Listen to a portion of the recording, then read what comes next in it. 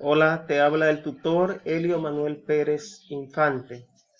En este curso 1 vamos a ver el contenido de lenguaje y comunicación. Soy psicólogo clínico, licenciado en educación, con especialidad en psicología y educación. Un máster en enseñanza superior, doctor en psicología y educación. Esperamos que este contenido que vamos a trabajar contigo sea de provecho y que te sirva para tu práctica. La fundamentación teórica de este curso 1 de lenguaje y comunicación estará estructurada de la siguiente manera: comunicación y lenguaje, consideraciones teóricas, niveles de la comunicación, ontogenia del lenguaje, sistema funcional verbal, mecanismos del lenguaje. Este primer curso vamos a trabajar caracterizar el lenguaje y la comunicación de los niños en sus diferentes etapas de desarrollo, identificando etiología, particularidades y proyección del lenguaje y trabajo. En la lección 1, 2 y 3 acerca del lenguaje y comunicación, consideraciones teóricas, factores hereditarios y ambientales en el lenguaje.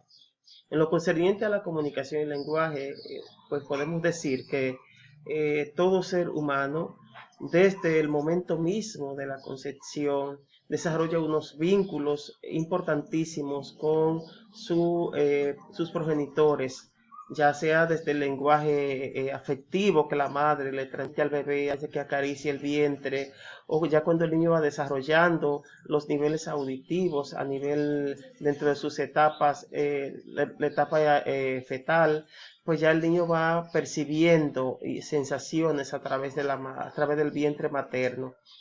Entonces sabemos que está la etapa en el proceso de concepción y la etapa embrionaria y fetal. Sabemos que está el proceso de germinación, luego está la etapa embrionaria, luego está la etapa fetal y luego está la etapa del nacimiento. Entonces el ser humano va desarrollando habilidades comunicativas y estas habilidades comunicativas pues le permiten poder interactuar con otros seres de su misma especie. El proceso de comunicación el ser humano lo va adquiriendo a través de que va desarrollando interacción con el medio, tanto interacción con sus progenitores y con el medio donde se desarrolle. En un principio este medio comunicativo pues está más cerrado, más limitado con las personas que se encargan del cuidado del niño específicamente, o si ya va a un espacio de guardería donde las maestras interactúan ya de manera diferente al donde él era el centro de atención, que era en el hogar. Pues ya si va a un espacio de guardería, pues ya ahí empiezan otros estímulos y unos programas que tienen que ver con la estimulación del lenguaje. Para que se dé este proceso de comunicación, pues se debe estimular tanto los diferentes receptores, llamamos receptores de estímulo, lo que son los sentidos que conocemos, sentido de la vista, olfato, gusto, tacto, audición. Los progenitores, las maestras, las personas que estén al encargo del pequeño, pues van estimulando estas áreas para que se dé una comunicación oportuna y asertiva con el medio donde se desarrolle el sujeto.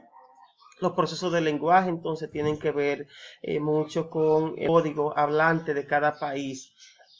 Si es el idioma español, pues el sujeto va adquiriendo un código hablante a través de que escucha a otras personas, a través de los procesos comunicativos, pues el sujeto va interpretando, va decodificando, va codificando este proceso y va interpretando a través de asociaciones mentales y verbales con los objetos, con el significado que le den las personas a las que interactúa.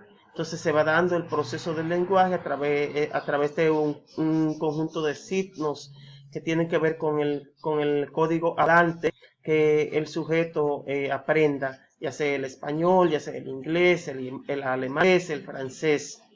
Entonces esto le permite interactuar de manera más oportuna y asertiva con el medio circundante. Entonces, dentro de este proceso es importante saber que dentro de estas consideraciones teóricas, pues están lo que son las bases neurales del cerebro.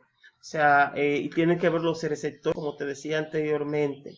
Estos receptores de estímulo, que son los sentidos por donde recibimos información, pues están las neuronas ahí, muy importantes las neuronas como células especializadas en nuestro sistema nervioso, y las neuronas están interconectadas, lo que son neuronas sensitivas, las que están conectadas con nuestros sentidos, las neuronas conectoras y las neuromotoras. Entonces el sujeto, a través de esta interconexión neural y a través de las sinapsis, que son la interconexión entre las neuronas, pues se descargan neurotransmisores que permite que se dé entonces el proceso de comunicación y lenguaje a través de los diferentes redes neurales. Entonces se da esa interconexión neural y entonces se da lo que son los procesos de comunicación oportuna. Saber que dentro de los procesos de comunicación y para que se dé un proceso de comunicación adecuada, pues hay factores como factores hereditarios y factores ambientales que pueden incidir favorablemente o no tan favorable para que se dé una comunicación, un lenguaje oportuno en la vida y desarrollo del sujeto que aprende. Dentro de los procesos hereditarios, pues hay factores determinantes, que por ejemplo, bueno, que una madre estimule el bebé desde antes del nacimiento, pues que una madre tenga una alimentación adecuada, que ese ambiente intrauterino, ese niño no tenga unos factores que sean perjudiciales para el desarrollo auditivo y para otras áreas sensoriales, que no hayan factores hereditarios, o sea, algún tipo de condiciones genéticas a nivel familiar, algún tipo de retraso, a nivel, algún tipo de discapacidad, ya sea auditiva, ya sea visual, ya sea, pues estos factores hereditarios podrían incidir a que no se dé oportunamente o favorablemente los procesos de comunicación como se dan de manera regular en nosotros. Entonces también podría incidir el ambiente físico donde se desarrolla, pues si es un ambiente que estimula hacia una comunicación adecuada o hacia un lenguaje oportuno, donde el sujeto se le estimule a hablar, donde no solamente sea que el niño esté desde pequeño pegado a una tablet o a la pantalla del televisor o a la pantalla del computador, sino que hayan espacios donde los padres le permitan al niño poder interactuar adecuadamente con otros niños, donde pueda interactuar en espacios recreativos y pueda trabajar, estimular la comunicación con la parte motriz, experimentar los diferentes receptores de estímulo, pues entonces esto le va a permitir al sujeto tener unas habilidades y unas destrezas tanto cognitivas como físico-motrices que le van a permitir poder desarrollarse oportunamente, sanamente, y esto permite que haya una comunicación y un lenguaje más fluido y una comunicación más adecuada. Y sabemos que si hay unos procesos de autoestima adecuados en la vida del niño, donde se sienta seguro, donde se sienta amado y resguardado por su familia, pues entonces el sujeto va a tener mayor confianza en sí mismo y va a tener mayor confianza para poder interactuar con el medio que le rodea. Para que puedas entender mejor y con mayor claridad lo que te acabo de decir, pues vamos a establecer una diferencia clara entre lo que es lenguaje y comunicación. Entonces, el lenguaje es el conjunto de signos, tanto orales como escritos, y a través de su significado se realiza la comunicación. También se puede interpretar como el conjunto de sonidos y palabras que se expresa o comunica en el pensamiento. Debemos que esto es muy fluido para que se dé el proceso del lenguaje. Entonces, el lenguaje puede ser tanto, decíamos, oral como escrito. Y saber que este conjunto de signos que se procesa, se procesa a través de los receptores de estímulo, pues saber que puede ser de manera escrita o de manera a través de... Entonces sabemos que el lenguaje escrito pues es más estructurado, menos fluido, menos florido y es más cerrado. Mientras que el lenguaje oral pues nos permite la gesticulación, es más abierto, podemos darle una entonación diferente, o sea, no se escriben los signos de comunicación. Entonces, en el proceso de comunicación tiene el fin de transmitir y recibir mensajes, ya sea de opinión, sentimental, de noticia, es decir, cualquier tipo de información mediante el habla, un escrito o algún otro tipo de señal o sitio. Entonces, ahí se da el proceso de comunicación. Dentro de los elementos del proceso de comunicación es importante que manejes, que tenemos lo que son los elementos, tenemos un emisor, tenemos un receptor, hay un código y un referente y hay un mensaje. Entonces, sabemos que el emisor es la persona, pues que ejecuta la acción de comunicar, o sea, tiene una intención, la almacena, la codifica, la procesa, ejecuta, emite el mensaje con una intención comunicativa. Entonces está el proceso del mensaje y hay un código que es el idioma en que se transmite ese mensaje. Hay un canal que puede ser ese canal que es, puede ser escrito o puede ser oral.